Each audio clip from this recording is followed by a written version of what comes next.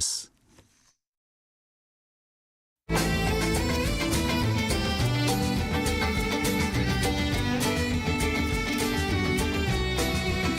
오늘을 함께하며 여러분의 내일을 응원합니다.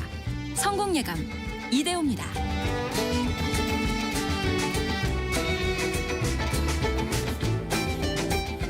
성공예감 이대호입니다. 2부의 문을 열겠습니다.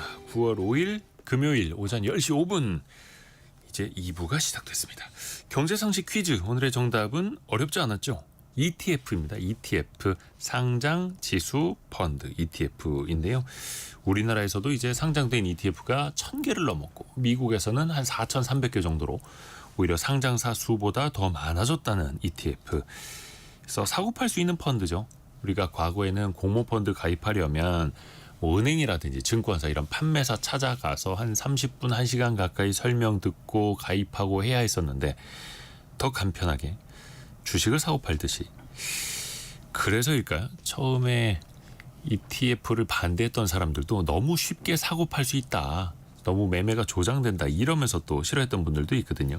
하지만 또 그 편리함을 앞세워서 ETF 시장이 또 엄청나게 커져가고 있죠.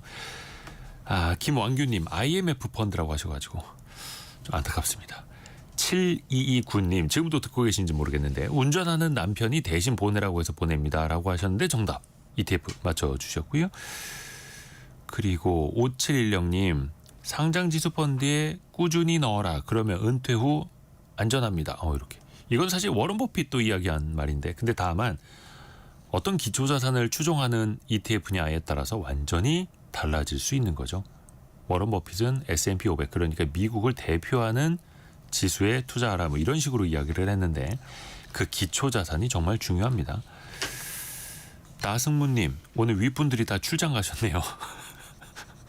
맘 놓고 지금 KBS 콩 아니면 유튜브 이렇게 보면서 라디오를 보고 있습니다. 이렇게 보내주셨네요. 고맙습니다.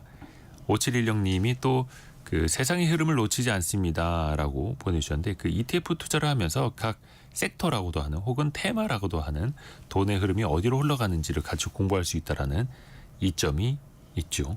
많이들 또 참여해 주셔서 감사합니다. 여러분의 실시간 의견 계속해서 받습니다. 저희가 읽어드리지 않더라도 추첨을 통해서도 커피 쿠폰 보내드리고 있고요. 짧은 문자 50원, 긴 문자 100원이 드는 샵 9730 또 KBS 콩이 계속해서 열려 있습니다. 그리고 증시를 한번 볼까요? 오늘 코스피 코스닥은 약간의 강세. 코스피는 0.2% 오른 3207 정도 가리키고 있고요. 코스닥은 0.45% 오른 809 선을 보이고 있습니다. 그리고 원달러 환율은 1392원 계속해서 1390원대 초반 이어지고 있고요. 시총 상위주에서는 SK 하이닉스가 3% 오른 27만 3천 원대. 그리고 오늘 전반적으로 현대중공업도 강보합이고 한국조선해양이 3% 오르는데 한화오션만 조선주 내에서 4% 이상 급락하고 있네요. 한화오션에선 최근에 사업장 내에서 사망사고가 벌어졌다라는 이제 뉴스가 나왔죠. 그것이 좀 주가에도 반영이 되고 있는 걸로 보입니다. HMM은 2.9% 올라가고 있고요. 카카오는 1% 정도 반등. 최근에 주가는 좀 좋지 않았습니다만 코스닥 내에서는 파마리서치가 2.4%, ABL 바이오가 3.8%, 그리고 시총 상위에 있는 비교적 바이오주들은 강세를 이어가고 있습니다. 자, 그리고 최근에 중국의 전승절 소식이 뉴스를 뒤덮었죠. 중국이 러시아, 북한과 더 관계를 돈독하게 하는 그런 모습을 또 강하게 연출하기도 했습니다. 외교 전략부터 또 경제 협력까지 우리는 이걸 또 어떻게 이해를 해야 할까요? 한국외대 국제지역대학원 강준영 교수와 함께 조목조목 분석해 보시죠. 교수님 안녕하세요. 네, 안녕하세요. 요즘 갑자기 관심도가 확 올라갔죠. 맞습니다. 네. 중국의 전승절은 원래 예정돼 있던 행사고 매년 9월 3일에 하기는 합니다만 이번에 행사 규모는 어떻게 보셨어요? 막 핵탑재 미사일까지 공개하고 있잖아요. 그렇습니다. 그 최대한의 그 과시를 했다고 그럴까요? 그렇게 과시. 볼 수 있는데 그 사실은 중국은 2014년 이전까지는 전승절을 이렇게 성대하게 하지는 않았습니다. 그러다가 2014년부터 예. 그게 이제 마침 시진핑 현재 주석이 들어서고 나서 중국의 힘을 좀 대외적으로 투사해야겠다 이러면서 이제 그 다음에 그 70주년 네. 전승절 열병식이 열렸고 그때 우리 박근혜 대통령이 초청받아서 간 거예요. 네. 그리고 이제 이번이 80주년인데 80주년. 중국은 5년 단위로 사회주의 국가들은 보통 그렇거든요. 네. 5년 단위로 꺾어지는 그 70주년, 75주년, 80주년 그때 더 힘을 주는 거예요. 그때 더 크게 합니다. 전승절의 하이라이트는 열병식입니다. 전승절은 예. 뭐 기념식이니까 그렇죠. 거기에 요번에 그 대량의 최신 무기들 그리고 미래전 능력을 과시하는 거죠. 전 세계적인 ICBM 투사력을 가지고 있는 ICBM을 공개하고 유무인 복합 전력 네. 이런 거를 과시하면서 드론들도 많이 예, 보여주고요. 한 번에 중국이 미국에 그렇게 뒤처지지 않는다. 이런 것들을 보여주는 거예요. 그런데 이제 뭐 26개 나라 정상들을 초청을 했고 인도네시아는 이제 그 국내 사정으로 못 왔고 25개국의 지도자들이 모인 가운데 그런 거를 알리고 근데 이제 말씀하신 대로 북중로가 딱 뭉쳐서 섰버리니까 이게 더 관심을 끌은 겁니다. 원래 전승절 그리고 열병식 자체가 과시하는 행사이긴 한데 이번에 더 특별히 과시하는 거. 이게 80주년이라는 숫자뿐만 아니라 미국과의 관계에서도 그렇습니다. 네, 네. 어느 정도 더 과시를 해야 할 필요성이 있었다는 거예요. 예, 특별히 그 트럼프 2기 행정부가 들어서고 나서 이제 관세를 매개로 한 관세 폭주. 뭐 예. 일부는 이건 관세 제국주의다. 또 일부 경제학자들은 그렇게 얘기하죠. 이 경제 전 세계 경제를 하향 평준화 시키는 거 아니냐. 하향 평준화. 예, 이런 상황에서 중국은 미국의 일방주의에 대응하는 자기가 중심 세력이다라는 거를 알리고 싶어 하는 겁니다. 예를 들면 진영화 논리로 이제 미국이 워낙 강경하게 나오니까 많이 가는데 그러지 말고 중국은 기존의 다자 질서를 수호하는 나라니까 나를 도와달라. 그러면 다자 기구, 다자 질서, 다자 무역 체계를 트럼프의 일방주의에 물론 미국을 직접적으로 지칭하진 않아요. 항상 제3국이라는 표현을 쓰죠. 제3국의 영향을 받으면 안 된다. 뭐 이런 식으로 얘기를 하는데 거기에 대응하는 새로운 질서를 은연중에 중국 중심으로 가지고 가겠다. 이게 이제 가장 핵심적인 부분이에요. 네. 그런데 이게 중국하고 친한 나라들도 있지만 미국의 눈치를 보는 나라가 굉장히 많잖아요. 그렇죠. 그러니까 이번에는 중국과 좀 가까운 나라 부탁을 해도 이렇게 거절 안 하는 나라 이런 걸 이제 선별해서 자기들의 어떤 흐름 이걸 가지고 가려고 한 건데 뭐 여러 가지 평가가 나올 수 있는데요. 이렇게 볼 수도 있습니다. 이번 전승절 행사를 하면서 중국은 무슨 주장을 했냐면 네. 트럼프의 일방주의가 이 소위 국제 질서를 깨는데 나는 국제 질서를 수호하기 위해서 이 행사를 연다고 그랬거든요. 그런데 거기에 뭐 중국, 북한, 러시아 막 이런 식으로 또 되니까 이게 오히려 더 그런 걸 깨는 고착화시키는 거 아니냐. 양대 진영을 뭐 이제 이런 비판도 조금 미국 받고 편 있죠. 아니면 네, 중국 편. 그렇죠. 네. 사실 좀 그 사이에서 우리도 압박을 좀 받고 있고요. 그 뒷부분에 또 여쭤보겠습니다. 이번에 시진핑 주석 연설문 중에서 그런 이야기가 있었어요. 평화냐 전쟁이냐를 선택할 기로에 놓였다. 이거 좀 의미심장한 겁니까? 그렇습니다. 이게 이제 미국이 주도로 하는 시스템으로 계속 가게 되면 결국은 이제 군비 경쟁이라든가 뭐 각국이 그런 얘기를 하잖아요. 네. 국방비 원리라고 그러고 이렇게 가다 보면 전쟁의 위협이 높아진다는 거죠. 세계는 각국이 평등하게 움직이고 논리적으로는 맞는 말을 하는 거예요. 시진핑 중국 국가주석 입장에서는. 그래서 우리랑 같이 미국에 대항할 수 있는 틀을 만들어야 미국을 직접 지칭하지는 않지만 그래야 평화로운 분위기를 유지할 수 있다. 네. 공영할 수 있다. 이런 것들을 계속 강조하는 겁니다. 그러니까 실질적으로 무력 전쟁을 한다라는 뜻이 아니고 이렇게 가면 갈등이 증폭이 돼서 뭐 실제로 전쟁이 일어날 수도 있죠. 최근에 그 현상 중에 하나가 이 대장들이 없어지니까 국지전이 많이 일어나잖아요. 원래 옛날 냉전 시대에는 허락받고 전쟁해야 되고 그렇잖아요. 예, 근데 예. 이제 그런 게 아닙니다. 뭐 인도, 파키스탄, 태국, 캄보디아, 뭐 중동에서 이스라엘, 이란 이런 국지전의 형태의 전쟁들이 많이 일어나고 누가 컨트롤을 잘 안 하는 거예요. 그러니까 미국도 예전엔 세계의 경찰이고 내가 네. 컨트롤 하는데 이제 알아서 내가 중요하지 니네가 하는 건 모르겠다 이렇게 이제 뭐 좋은 말로 각자 도생이죠. 네. 이렇게 가다 보니까 생존을 도모하는 차원에서 이제 이런 어지러운 일이 벌어지거든요. 이제 그래서 시진핑은 지역별로. 그걸 지적한 겁니다. 오히려 그러면은 미국이 좀 한 발 물러섬으로 인해서 지역별로 전쟁이 자주 발발하는 상황을 역설적이게도 중국이 그걸 또 이제 지적하고 나서는 지적하면서 좀 막겠다. 그러니까 같이 협력해서 가면 그런 일이 안 벌어진다. 이제 뭐 이런 류의 또 우리는 힘이 있다 막 이런 거 무기를 통해서 그렇죠. 또 과시하고 네. 한켠에서는 야 이게 굉장히 복잡한 그렇습니다. 그 네. 계산을 했던 거네요. 또 특히 이번에 중국의 전승절에서는 역시나 북중러 삼국 정상이 한 자리에 모였다라는 네, 거 같이 막루에 올라선 그 모습 아니었겠습니까? 이게 66년 만에 삼국 정상이 모인 거라 하더라고요. 그렇습니다. 그 59년도에 그 이제 중국 건국 10주년이 있었잖아요. 네. 이제 그때 59년이면 이제 중화인민공화국이 수립된 지 10년 됐고 그때도 이렇게 천안문 막루에 당시 사회주의 진영의 최강은 이제 소련이었죠. 구소련 당시는, 옛날. 그래서 뭐 후르시초프 그다음에 마오쩌둥 물론 이제 뭐 베트남 주석도 왔었고 그러고 이제 김일성 주석이 이제 한 자리를 차지했었죠.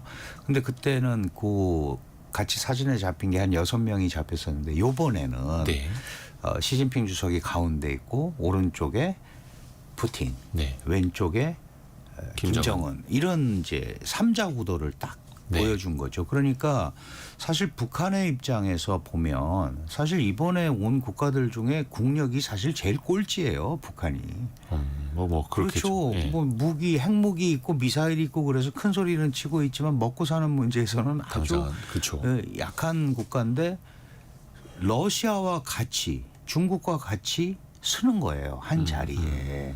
그러니까 그런 이제 국제 전략 지위 이런 것들이 많이 올라간 모습을 보였고 중국은 이 대목에 러시아와 북한을 하나로 끌어안음으로써 대항 구도를 만들려는 그러니까 반미 반서방 연대를 주도하는 그런 흐름을 가져가려는 거를 비쳤다 이렇게 볼 수 있습니다. 근데 그 북중러 세 사람이 막루에는 같이 올랐고 뭐 좌우로 뭐 서로 이야기하는 모습도 많이 있었습니다만 북러 양자회담이 있었고요. 북중 정상회담 있었고 그다음에 중국과 러시아 뭐 당연히 회담을 했고 그런데 북중러 3자 정상회담은 안 했더라고요. 그거는 하기가 중국한테 굉장히 부담이 되죠. 사실은 이게 어떤 의미가 있는 거예요? 전승절 끝나고 푸틴은 이제 돌아갔어요. 블라디보스톡으로 가서 네. 동방 경제 포럼이라는 또 중요한 행사가 있습니다. 그래서 북중러 구도가 이제 러시아도 불편하죠. 왜 북중러가 뭉치면 문제가 되냐하면 우리는 이제 뭐 북한 때문에 북중러라고 하지만 네네네. 어쨌든 중심은 중국이에요. 그렇죠. 중국이 우리가 2년 전에 캠프 데이비드 한미일 정상회담을 통해서 3자 합의, 공조 합의를 했을 때 뭐라고 그랬냐면 이거는 미국이 주도가 돼서 일본과 한국을 끌어들여서 중국을 견제하기 위한 아시아판 소나토다. 냉전 구도를 구축하는 거다 그랬는데 거기에 대응 구조로 중국, 북한, 러시아를 구축을 해버리면 네. 자기네가 냉전 구도라고 그랬는데 상대를 구축을 해버리면 냉전 구도의 축을 만드는 거예요. 그러면 뭐 너희도 똑같은 거 아니냐. 그렇다면 무슨 일이 벌어지냐 하면 이거야말로 옛날부터 얘기한 뭐 북방 삼각, 남방 삼각 그래서 신냉전이 시작이 되면 시진핑한테 트럼프한테 빌미를 줄 수 있죠. 무슨 러시아 빌미냐 입장에서요? 하면 예. 그 미국이 중국이 하도 저러니까 우리가 중국을 견제하겠다고 그러는 거다. 그러면 중국 입장에서는 굳이 3자를 같이 갈 필요가 없는 거예요. 중국, 러시아 자기가 더 우위에 있습니다. 중국, 네. 북한 자기가 더 우위에 있잖아요. 그러면 양자 관계를 통해서 3자 연대를 할 수 있는데 굳이 중국, 북한, 러시아 이걸 하나로 묶어서 마치 한미일 구도에 대항하는 같은 그런 형태를 만들 이유가 없는 겁니다. 그럼 이제 그 서방 국가라든가 미국이라든가 이런 데가 그래서 중국은 이 악의 축이다. 자기네는 평화 다자질서를 얘기하면서 똑같지 않냐. 똑같이 냉정구도를 구축하려고 애쓰지 않냐. 이런 빌미를 줄 수 있다는 거죠. 그러니까 중국으로서는 이번에 이런 행사에 그런 북중러 중북러 3자 협의 회의를 통해서 뭔가 확실하게 새로운 대응 구조를 만드는 데는 부담을 느꼈을 거고요. 북한 입장에서는 그런 걸 원하겠죠. 내 뒷배가 있다라는 뜻으로. 그 러시아도 중국과 가깝고 이미 러시아 북한은 계속 그 그렇죠. 이제 전쟁으로. 동맹을 복원을 했기 때문에 하고 있기 때문에 저런 데는 원하지만 중국 입장에서는 러시아와 북한은 국제 제재를 받는 국가들이에요. 왕따 국가. 정상 국가가 거기랑 같이 서가지고 마치 중국이 이 구도를 추동해서 양자 냉전 구도를 구축하는 인상을 줄 이유가 전혀 없는 거거든요. 그래서 당초부터 북중러는 안 할 거다라고 많은 분들이 예측을 했던 겁니다. 중국 자체가 한미일 동맹을 비판하면서 다자의 중요성을 강조하는데 자기네가 이걸 똑같이 블록화시켜버리면. 하면. 네. 근데 이게 그러면은 중국이 그러니까 뭐 브릭스 국가들도 더 좀 연합시키려고 하고 있는데 그거랑 북중러 3자는 좀 다른 겁니까? 이거 좀 더 군사적인 의미가 더 강한 걸까요? 네네. 북중러는 이번에 전승절을 통한 거는 군사 안보적인 상황이 더 큰 거고요. 예를 들어서 브릭스도 있잖아요. 네. 브릭스도는 이제 중국과 러시아가 주도하고 있는 신흥국이고 SCO는 중국이 주도하는 상하이 협력기구라고. 네. 원래 애초에는 국제 테러 문제 뭐 공조 이런 것 때문에 원래 시작을 한 거예요. 그런데 자연스럽게 지금은 반미 반서방 기구가 됐는데 네. 그 굉장히 중국으로서는 굉장한 성과를 얻었죠. 이번에 인도의 모디 총리를 이 SCO에 불렀고 모디 총리가 왔어요. 와가지고 이 전승절 전전날 끝났는데 바로 베이징에서 가까운 티엔진에서 회의를 했고 북중러 셋이서 사진 찍은 것처럼 중국 시진핑, 푸틴, 모디가 같이 사진을 찍었어요. 그럼 무슨 의미냐? 지금 아시다시피 인도의 모디 총리는 트럼프와 50% 관세 때문에 적대하고 관계가 안 있죠. 좋죠. 예. 예. 그래서 공급망이라든가 경제 차원에서 인도도 엄청나게 큰 시장과 제조업 능력을 갖고 있기 때문에 그런 쪽으로 좀 뭉친다는 느낌을 주는 거죠. 그러니까 전반적으로 중국의 대외 정책이 단순히 군사 외교 안보뿐만 아니고 이 국제 공급망까지도 자신이 주도하면서 반미 반서방 연대를 이끌어가는 그런 모습을 보여주려는 노력을 하고 있다. 이렇게 보면 될 것 같습니다. 인도 관련해서는 또 뒷부분에 따로 한 번 더 질문을 드릴게요. 그리고 우선은 우리가 북한 김정은 위원장 이야기를 안 할 수가 없는데 처음으로 다자 외교 무대에 선 거라면서요. 맞습니다. 1대1로는 했다가 자신이 없었죠. 지금까지는 뭐 어디 가면 환영도 못 받고 그러니까 이제 아는 국가들하고만 특히 뭐 중국, 러시아 이런 데로만 하는 거예요. 네. 이제 물론 미국과의 대화는 이제 한국이 중간에서 다리를 놔서 했었지만 그러다가 어쨌든 20여 개국이 모이는 다자 무대에 처음으로 나온 겁니다. 중국이 초청해서 갔고 또 그거를 받아들였기 때문에 북한의 필요성이 있었기 때문에 간 거겠죠. 일단 우선은 중국과의 관계 복원, 특히 중국과 러시아와 북한의 관계가 밀착이 돼 있는데 러우 전쟁이 끝나고 나서도 러시아한테 지원을 받을 수 있을까? 이거는 또 리스크 관리 차원에서 불안하잖아요. 그러니까 중국이라는 뒷배 안보적으로는 어쨌든 러시아와 협력을 하니까 경제적으로는 역시 뭐 경제가 사실 뭐 군사 정치도 다 포함이 됩니다마는 중국과의 관계에서는 뒷배를 하나 더 만든다. 그러면 이제 자기한테 유리한 국면이라고 판단을 한 거죠. 어떨 땐 중국과 친하게 지냈다가 어떨 땐 러시아랑 그렇죠. 친하게 예. 지냈다가 어쨌든 둘 다 사회주의권 국가로서 그 북한의 뒷배가 될 수 있다라고 이제 김정은이 판단을 한 거예요. 그러니까 김정은도 갔고 중국 또 지금 이 대목에서 북한을 끌어들이지 않으면 한반도에 대한 영향력이 떨어집니다. 북한을 통제하지 못하면 사실은 한국한테도 마치 북한에 대해서 뭘 해줄 수 있는 것처럼 해서 우리도 기대를 하게 만들잖아요. 그럼 북한을 자기 편으로 확실하게 통제하거나 관계를 회복하지 못하면 남한에 대한 영향력도 떨어지는 거예요. 그렇죠. 우리가 그러면 이제 중국 만났을 때 그렇죠. 한반도 평화에 기여해달라 뭐 이런 말할 필요도 없을 테고요. 그럼. 그거 안 되면은 그러니까 한반도에 대한 영향력을 다시 제고한다는 차원에서 북한과의 관계가 또 필요했고 또 미국이랑 계속 갈등을 가지고 있으니까 중국이 볼 때는 미국과 싸우는 입장에서 네. 대항하는 입장에서 북한이 아주 유효한 카드죠. 그리고 지금 북미 회담이 뭐 물론 러시아 우크라이나 전쟁이 끝나야 뭔가 가닥이 잡히겠지만 트럼프 대통령이 뭐 올해 안에 만나고 싶다, 용의가 있다 이런 얘기를 했단 말이에요. 그러면 그동안 해온 것처럼 미국을 북한이 1대1로 상대하기는 매우 버거워요. 그렇기 때문에 그동안에 예. 그 북미 회담 할 때마다 전후로 계속 중국을 방문해서 중국과 인식을 공유했단 말이에요. 특히 그 우리 4월 27일 날 그 이제 판문점에서 그당 2019년 재작년에 이거를 하고 나서 중국 가서 얘기하고 왜냐하면 우리가 그때 북한과 미국을 연결시켜줬단 말이에요. 그러면 또 방문해 가지고 미국 만나면 어떻게 해야 되죠? 갔다 와서 또 보고를 하고 인식을 공유하고 그래서 마지막 하노이 결렬될 때까지 이렇게 중국에서 4번 만나고 시진핑이 또 북한을 한번 가고 이래서 5번을 만났습니다. 이제 이 과정이 전부 북미 회담과 연결이 돼 있는 거기 때문에 네. 아마도 김정은은 그런 생각까지 한 것 같다. 이제 이렇게 보이는 거예요.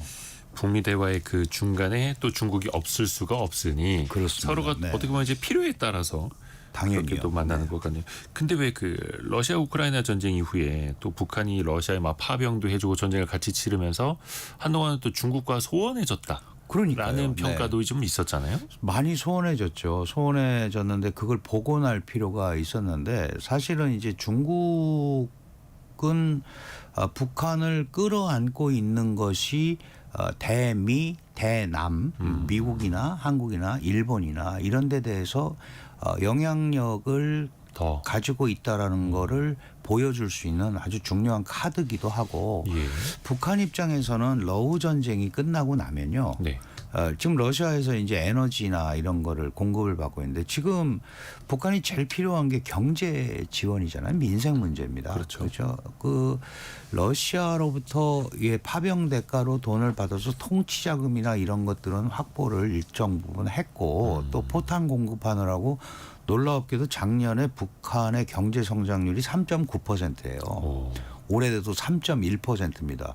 일단 무기를 만들어서 수출을 해야 되니까 또 중국에서 또 철강을 수입을 하고 막 그랬어요. 물론 이제 규모가 작아서 그게 네. 이제 그 퍼센테이지가 큰 의미는 없다고 생각은 들지만 그래도 어쨌든 국가 경제 체제가 3.9% 이렇게 성장하니까 성장을 하는데 러시아 우크라이나 전쟁이 종식이 되고 나면 그런 특수가 없어진단 말이에요. 그렇죠. 그러면 기존에 지금 소원해져서 중국과 끊어졌던 경제 교류라든가 이런 걸 복원을 해야 됩니다. 물론 러시아와의 관계 때문에 끊어진 것도 있지만 실질적으로는 또 코로나의 영향을 많이 받았거든요. 네. 그래서 이제 국경이 봉쇄되고 이제 이런 부분들이 지금 러우 전쟁이 끝나고 나면 중국으로부터의 지원 그다음에 경제 교류가 확대돼야 됩니다. 특히 지금 갈마지구라는데 트럼프가 거기서 골프 치고 싶다 이제 그랬던데요. 리조트 원산. 만들고 싶다고 했던 리조트가 지금 완성이 됐고 7월 1일 날 개장을 했어요. 그거 자체적으로 만든. 네. 그래서 그걸 뭐 러시아 사람들이 가네마네 했던. 네, 러시아 뭐 그것이네요. 단체 관광객이 가는데 아주 소수가 가죠. 그게 일 수용 인원이 2만 명입니다. 엄청 굉장히 큰 거예요. 우리나라 뭐 큰 리조트들이 10,000명에서 15,000명이거든요. 그러니까 굉장한 시설을 해놨는데 이 국제 제재를 받는 국가니까 사람이 없어요. 또 러시아 사람들이 갈 수 있다고 해도 뭐 러시아 경제도 나쁜 상황인데. 그러니까요. 그래서 중국이 와줘야 되거든요. 아, 중국인들이. 중국이 와야 되는데 이 중국이 오려면 일단 철도 지금 운행하지 않는 중국과 북한 간의 국제 철도가 빨리 다시 가야 돼요. 네. 사실은 예전에 시진핑 주석이 약속을 했어요. 내가 한 30만 명씩 보내줄게. 근데 이제 코로나 때문에 못 갔잖아요. 아하. 그리고 또 이 경제적으로 그 북한을 옥죄는 부분이 또 하나 있습니다. 그게 뭐냐면 노동자. 북한 노동자들이 한 10만 명 정도 가서 돈을 벌어왔는데. 송금을 하고 그러는데 지금 있는 사람을 쫓아내지는 않아요. 근데 비자가 만료되면은 돌아가야 되잖아요. 네. 그리고 그러면 그걸 대체 인력에 대한 비자 신청을 하면 안 받아줍니다. 그거는 이제 유엔 제재 위반이라고 그래서. 아, 그게 그러니까 유엔 제재 그러면은 중국이 따르느라고 중국의 그렇죠. 노동자들 예. 안 받아주는 거 뭐 다른 심산이 있는 거 아니죠. 그거는 이제 미국과의 관계에서 국제적으로 책임을 지는 국가라는 인식을 줘야 되기 때문에 그런 것들도 이제 이번 이런 과정을 통해서 조금 완화시키거나 뭐 왜냐하면 러시아 같은 데도 똑같거든요. 러시아는 벌목공으로 많이 나가 있잖아요. 네. 나무 배다가. 그러다가 이제 기간이 돼서 돌아가면 다른 대체 인력을 보내면 받아주거든요. 러시아는요? 네. 유엔의 룰은 상관없이 뭐 민생이라는 이름으로 받아주는데 그 중국은 좀 안 다른 받아주는 거네요. 거. 그게 이제 화가 나서 그런 거죠. 얘가 북한이 자기네 말을 안 듣는다고. 어차피 러시아는 뭐 국제 제재를 받고 있으니 유엔의 규칙은 우리는 안 지켜도 되고 왜냐하면 중국 입장에서는 자기네는 또 다르고. 안보리 상임이사국이기 때문에 거기서 그걸 조절할 수 있는 능력이 있거든요. 네. 그런데 북한은 그게 아니잖아요. 그러니까 중국이 좀 도와줬으면 좋겠는데 안 도와줬기 때문에 사실 러시아하고 밀착한 거거든요. 그러니까 서운해서. 왜냐하면 실질적인 지원이 안 오니까. 그래서 이제 그런 부분에 대한 거를 어제 그 중국과 북한 간에 정상회담이 있었는데 김정은 위원장의 말에서 딱 드러납니다. 경제 협력이 핵심이다. 다른 얘기는 하나도 안 했어요. 중국하고는요? 네. 전승절 가는데 군인들 하나도 안 데리고 갔잖아요. 사실 전승절에는 군들이 가서 서 있어야 되는데 전부 뭐 경제부장, 경제 담당 비서 이런 사람들이 간 거예요. 뭐 재정경제부장 이런 사람들. 그러니까 모든 거의 초점이 큰 틀에서 중국과 같이 가지만 이념적으로 같이 가지만 실질적으로 필요한 거는 경제 협력이다. 이거를 이제 얘기를 했고 아마 그런 데 대해서 상당히 나름대로 진전이 있었을 거다 이렇게 볼 수 있습니다. 북한의 경제 관련된 이야기도 잠시 후에 또 하나 여쭤볼게요. 그리고 아까 김생근 님을 비롯해서 김정은의 차량 번호도 인상적이었습니다. 이런 이야기 줬는데요. 그 무슨 차량 번호가 727-1953. 네, 1953년 7월 27일이 휴전일이잖아요. 이게 원래 이 번호판을 타고 다녔던 걸까요? 일부러 아니면 그걸 보여주려고 달고 간 걸까요? 붙이고 간 거죠. 일부러 보여주려고요? 네. 그러니까 내가 잊지 않고 있다. 그러니까 대미항전 이런 것들을 얘기를 하는 거죠. 아하, 이것도 어떻게 보면 이제 연출된 외교전 그런 거 많습니다. 예를 들어서 그 김정은이 시진핑이 이제 그 단상에 올라가기 전에 외빈을 접대하잖아요. 제일 마지막에 온 사람이 중요해서 이제 푸틴이고 그 앞에가 바로 김정은이었어요. 네. 이제 시진핑이 김정은하고는 아주 또 각별하게 두 손으로 막 잡고 보셨을 뭐 거예요. 악수를 두 손으로 했다는 것도 뉴스가 예, 되더라고요. 그게 이제 다른 사람한테는 이렇게 한 손으로. 멀찍이 했는데 근데 그 말이 더 중요해요. 드디어 만났네요. 이런 표현을 했어요. 근데 약간 소원했다. 이제 왔구나 이런 느낌으로요. 이제 이런 표현을 중국어로 그렇게 했고 더 놀라운 거는 펑리위엔 여사가 반갑습니다라고 인사를 했습니다. 한국어로. 이제 그런 것들은 얼마나 요 대목에서 김정은에 대해서 신경을 썼는지를 보여주는 거예요. 또 극진히 예우를 했다 하더라고요. 네, 실제로 그렇습니다. 기차 타러 가는 길에도 뭐 길 다 통제해주고. 네. 그래요. 그렇게 보면은 이제 중국 쪽에서도 뭔가 좀 유화적인 제스처를 확실히 보여준 거고. 그러게요. 또 하나가 이제 트럼프 미국 대통령의 반응인데 SNS에도 약간 좀 글을 올리기는 했는데 나는 아무렇지 않다라는 느낌도 보여줘야 되겠고 사실은 좀 불편해라는 것도 보여줘야 되겠고 복잡하더라고요. 그렇습니다. 또 미국이 중국에 제공한 막대한 양의 지원과 피해에 대해서 시진핑 주석이 답변해야 한다. 미국을 빼놓은 것에 좀 서운했다. 이게 뭐냐면은 일단은 미국 덕분에 중국이 일본을 이겼던 거 아니냐 이 얘기인가요? 맞습니다. 그 2차 대전은 미국이 주도하는 연합국이 예. 승리를 한 거잖아요. 근데 이제 그 아주 뼈가 있는 말이에요. 왜냐하면 2차 대전은 1945년 8월 15일 네. 그 나가사키 히로시마에 폭탄이 투하되고 네. 그러면서 이제 일본이 그렇죠. 항복을 한 거잖아요. 그렇죠. 중화인민공화국은 1949년에 건국했습니다. 사실은 2차 대전 할 때는 중화민국이라는 국민당 정부가 한 거예요. 그런데 그 당시에 중일 전쟁이 일어났을 때 이 국민당과 공산당이 국공합작이라는 연합을 하거든요. 네. 그러고 나서 1945년에 일본이 이제 패망을 하고 그러니까 중국이 이긴 건데 그 이후에 국민당과 공산당이 내전을 합니다. 그래서 결국 공산당이 이겨서 만든 나라가 중화인민공화국이거든요. 그러니까 우리가 그 과정에서 중화민국은 멸망을 했고 그 법통지위를 우리가 이긴 거니까 우리가 승전한 거다. 이렇게 이제 만드는 거예요. 그러니까 트럼프 대통령 입장에서는 아니 우리가 뭐 중화민국이든 어디든 중국을 지원해서 그렇죠, 그렇죠. 일본을 그렇게 볼 수 이겼는데 있고. 우리 얘기는 쏙 빼고 어떻게 니네 중심으로 이렇게 끌고 가느냐. 그러니까 무심한 척 했지만 그리고 실제로 SNS에 올리기 전까지는 모르는 척 했었어요. 근데 그 인터뷰를 할 때 보면 내가 다 지켜봤다. 네, 무기도 봤다고 다 네, 무기 다 본 거 봤다. 아니에요? 나 보라고 한 거 그러니까, 아니냐 뭐 이런 식으로 이제 또. 서운한 게 있는 거죠. 자기 얘기도 좀 한마디 해주고 뭐 그러면 좋겠는데. 중국의 전승절 때 이제 미국에게 고맙다라고 말하기에는 또 그렇죠. 이 장면이 그렇죠. 나오기는 어려운 거 아닙니까 현실적으로? 트럼프의 생각이 그렇다는 거죠. 자기가 철저하게 이 뭐라 그럴까요? 관심도에서 멀어져 버린 거죠. 그러니까 트럼프가 본인의 공적 치적을 자랑하는 걸 참 좋아하는데 중국에게까지 전승절에서 미국한테 고마워했어야 된다 이런 말할 줄은 또 저는 생각도 못했거든요. 그러니까 그만큼 자기가 나서서 중재를 하고 이런 거를 통해서 세계를 통제하고 싶어 하는데 지금 중국이 자국 중심으로 새로운 틀을 만들어 가 버리는 거에 대한 불편함. 그런데 그 소위 강경 지도자들로 불리는 푸틴, 김정은, 뭐 시진핑도 마찬가지고 내가 개인적으로는 나랑 얘기 잘 되고 있는데 어떻게 니네 셋이 뭉쳐서 나를 그렇게 모른 척하느냐 뭐 이런 거죠. 약간 조바심을 나게 만들어는 그런 작전도 들어있는 것 이게 같습니다. 외교 관계가 참 복잡하면서도 또 흥미진진합니다. 강준영 교수와 함께 중국의 전승절 이후 국제 관계 또 이제 뭐 북한이라든지 중국 경제 얘기도 해봐야 되는데요. 현재까지 들어와 있는 뉴스도 저희가 중간에 정리해드리고 이야기 이어가겠습니다. 라디오 정보센터 다녀옵니다.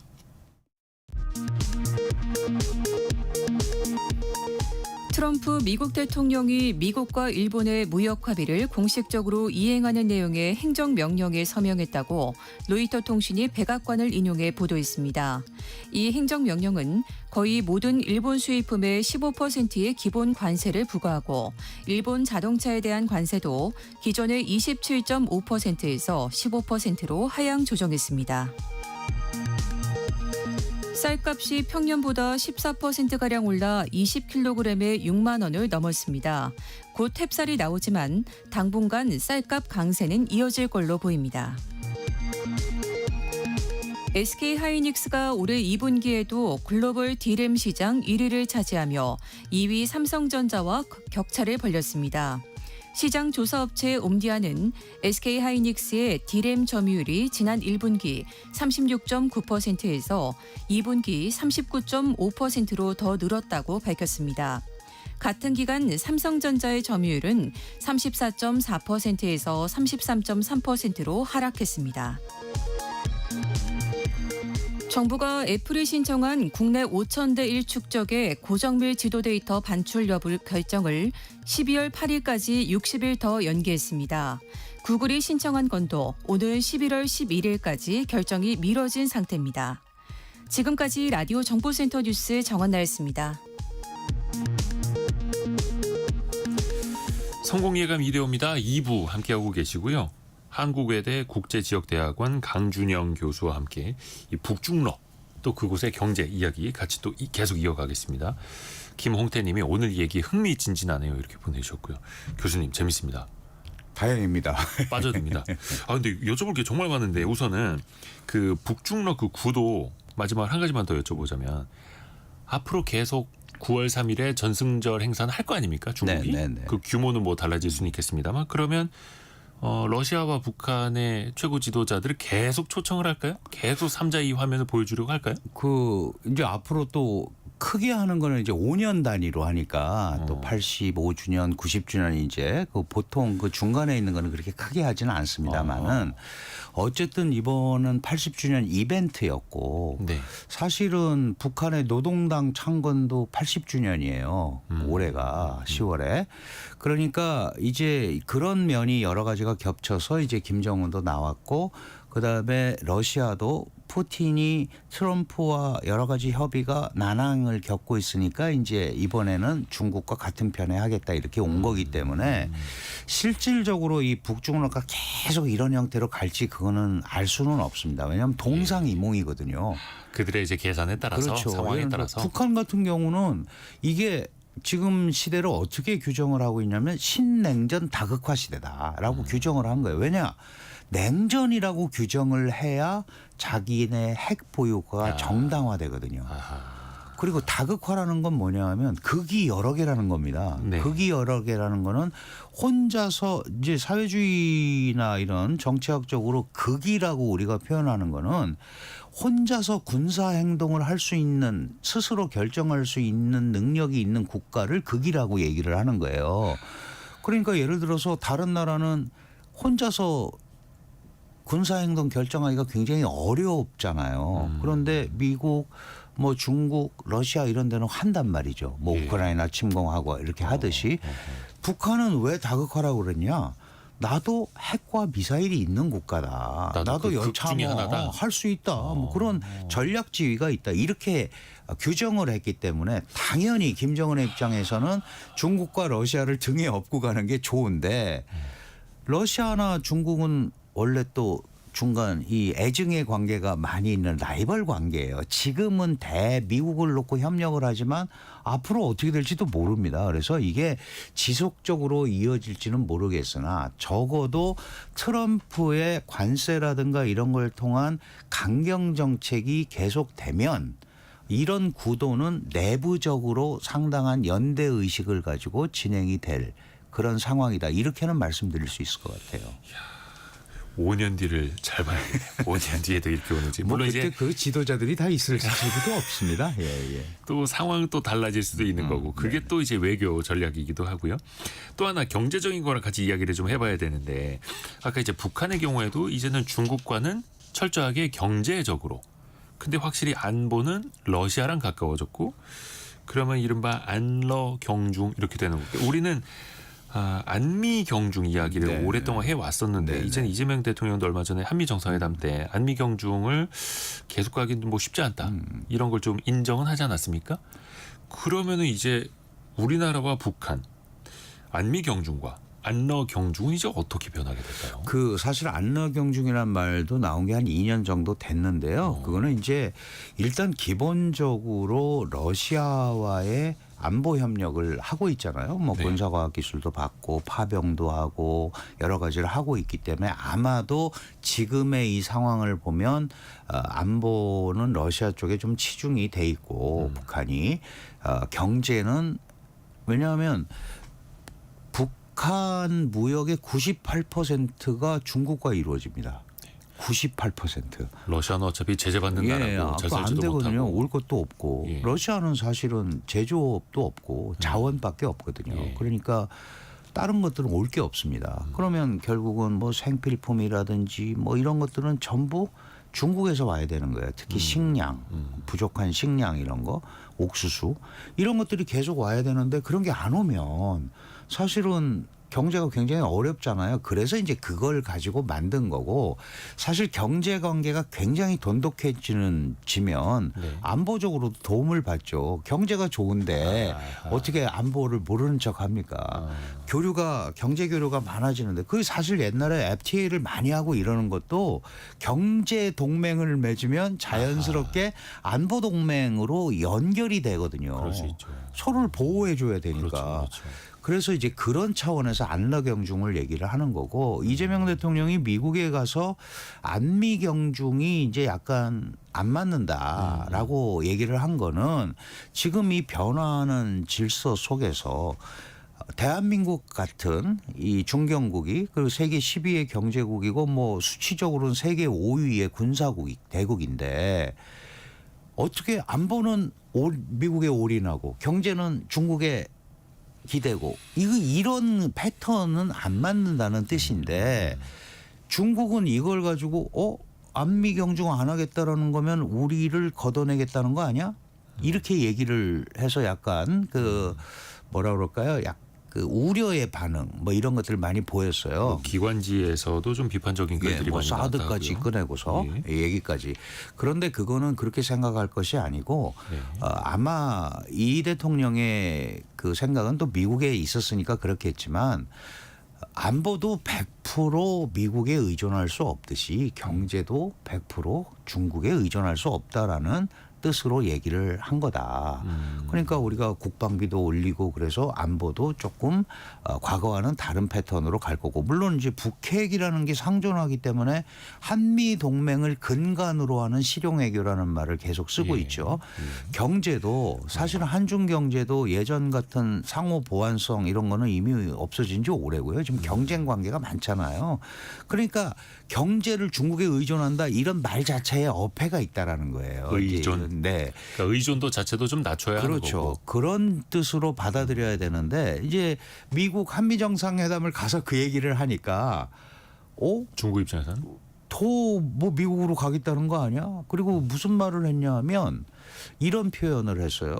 그 국제 질서가 변하고 한미가 동맹 국가로서 미국의 말을 안 들을 수가 없다라는 뉘앙스를 또 펼쳤단 말이죠. 그러면 이제 중국이 볼 때는 한국이 새 정부가 와서 중국과 훨씬 더 관계가 유화적으로 될 거라고 생각을 했는데 물론 이제 미국에서 했지만 네. 좀 약간 다른 뉘앙스를 풍기니까 이제 중국이 그 공산당의 입이라고 하는 환구15 글로벌 타임스를 통해서 사드를 잊지 마라 이런 뭐 협박성 경고까지 하고 나온 거예요. 근데 중국도 그런 식으로 접근을 하면 지금 반중 감정도 있고 여러 가지가 어려운데 일방적으로 중국을 따라오라 그러면 한국 같은 자유민주주의 국가가 따라가겠습니까? 어렵죠. 예, 그런 식으로 설득을 하는 거는 지금 맞지 않는다라고 저는 생각을 합니다. 그러니까 뭐 엄마냐 아빠냐 택하라는 것도 아니고 엄마 아빠도 아니고 사실은 그렇죠. 네. 그리고 또 우리 입장에서 보면은 뭐 반도체나 배터리나 어떤 뭐 핵심 원재료 같은 것들도 중국과 완전히 이제 선을 그을 수는 또 없기 때문에 그렇습니다. 적당선 또 가야 하는 거고 또 철저하게 비즈니스 관계로는 이어갈 수밖에 없는 거고요. 그 중국 쪽 경제 좀 이야기를 좀 해봐야 되는데 중국의 소비라든지 부동산이 여전히 안 좋은 상황이잖아요. 안 좋습니다. 네, 근데 테크, AI, 로봇, 심지어 반도체까지 그 미국의 제재 속에서도 또 그건 엄청나게 성장을 하고 있더라고요. 네네. 그 자생력을 나름대로 상당히 갖춘 걸로 보여집니다. 그 이제 사실 자본이 움직이는 건 워낙 전문가시니까 더 잘 아시지만 일반적으로는 부동산 시장과 주식 시장으로 가잖아요. 네. 근데 이제 부동산이 꽉 막혔습니다. 부동산이 막혔고 경기가 안 좋다 보니까 실제로 이제 내수 시장도 진작이 안 되고 있는 상황인데 중국이 지금 선택과 집중으로 소위 그런 이제 테크 산업을 집중 지원하고 있잖아요. 그게 이제 소위 시진핑의 국가 목표입니다. 과학기술로 무장된 사회주의 국가 건설이 시진핑의 국가 목표예요. 왜냐하면 과학기술이 독립하지 못하면 결국은 미국의 입김에서 벗어날 수 없다라는 게 시진핑의 생각이거든요. 그러니까 그런 분야에 대한 지원과 활성화 정책이 많이 나오는 거죠. 그러니까 예를 들어서 경기부양자금도 그런 쪽으로 많이 흘러가는 거예요. 연구개발 자금이라든가 또는 그 주식 시장이 붕괴되지 않도록 개미들한테 푸는 게 아니고 네. 그 기업한테 기관한테서 기관 투자를 유도하는 거잖아요. 그래서 일부러 이 부분을 띄우는 겁니다. 그래서 경제가 안 좋다고 그러는데 소위 이런 지금 말씀하신 이런 시장이 활성화되고 그러는 이거 사실은 굉장히 기형적이고 왜곡되게 나타나는 현상 중에 하나인데 어쨌든 자본의 논리라는 거는 어디서 뭉치면 그게 스피로오버가 돼서 다른 데로 또 가잖아요. 그렇죠. 중국은 그 생각을 하는 거예요. 일단 이런 거라도 잘 나가야 해외 투자도 들어올 거 아닙니까? 그래서 말륨을 키워서 그걸 가지고 다른 걸로 가는 게 낫지 않겠느냐라고 지금 경제당국에서 그림을 그리고 있는 게 아닌가 이렇게 생각이 듭니다. 그러니까 부동산을 부양하기 위해서 부동산을 이제 살리는 그런 정책을 쓰는 게 아니라 기술 발전을 통해서 뭔가 좀 생산을 더 효율화하고 그렇습니다. 그렇게 해서 내수를 또 떠받치고 키우고, 부동산도 그렇게 순차적으로 나아질 수 있게끔. 야, 이게 또 요즘에 잘 들어맞는다는 것 아닙니까? 실제로 네, 산업이 어느 정도 그렇게 흐름이 가고 흐름이 있고 이제 외부 투자도 많이 예, 들어오고 있고. 테크 분야에 대한 외부 투자가 굉장히 많이 들어오고 있고 어쨌든 표면적으로는 지금 상반기 5.3% 성장을 했어요. 물론 밀어내기 수출도 있고 수치를 믿을 수 있냐 이런 것도 있지만 네. 거대한 이 19조에 달하는 이 규모를 가지고 있는 경제가 5%든 4%든 이렇게 성장을 한다라는 거는 의미가 있다라고 봐야겠죠. 또 중국의 경제도 또 외교적인 동향도 계속해서 또 우리가 지켜보면서 또 같이 공부를 해야겠네요. 한국외대 국제지역대학원 강준영 교수 통해서 도움 말씀 들어봤습니다. 감사합니다. 고맙습니다. 와, 시간이 빠르게 지난 것 같습니다. 일단 잠시 후 11시를 기해서 경남 창녕 하동 또 전남 완도 지역에 폭염 경보가 발효됩니다. 이제 9월로 들어섰습니다만 여전히 폭염 경보가 내려지는 지역이 있네요. 건강 관리 잘 하시길 바라겠습니다. 그리고 벌써 금요일이죠. 또 내일은 토요일이니까 토요일은 별책 보러기 찾아가는 날입니다. 젊어지고 싶지 않으십니까? 그 방법이 있다고 합니다. 젊음은 나이가 아니라 호르몬이 만든다라는 책을 이 책의 저자인 강남 세브란스 병원 안철호 교수와 함께 같이 읽어보시죠. 1라디오 그리고 유튜브에서 동시에 만나실 수 있습니다. 성공의 감은 오늘도 여러분을 응원합니다.